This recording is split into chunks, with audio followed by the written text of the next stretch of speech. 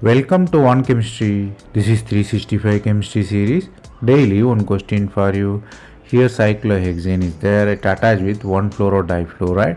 You have to write the stable configuration of it. Here the answer lies in the stability of conformation. Normally the stability of equatorial is higher than axial. Most of the time stability of chair form is higher than twisted board, then half chair, then board.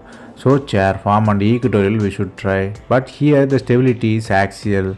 The reason is due to Gauche effect. Both fluorine should be in transform with axial position. Reason is like hyperconjugation type of effect. The CH donates electron to the fluorine there. For that, fluorine should be perpendicularly placed.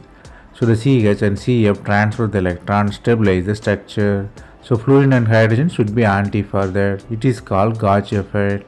The interaction stabilize the axial form. So fluorine stays axial. Here the concept we outline here is Gauche effect. Gauche effect is like hyperconjugation where fluorine and hydrogen should be anti to each other.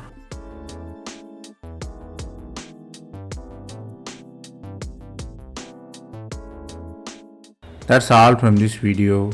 Thanks for watching.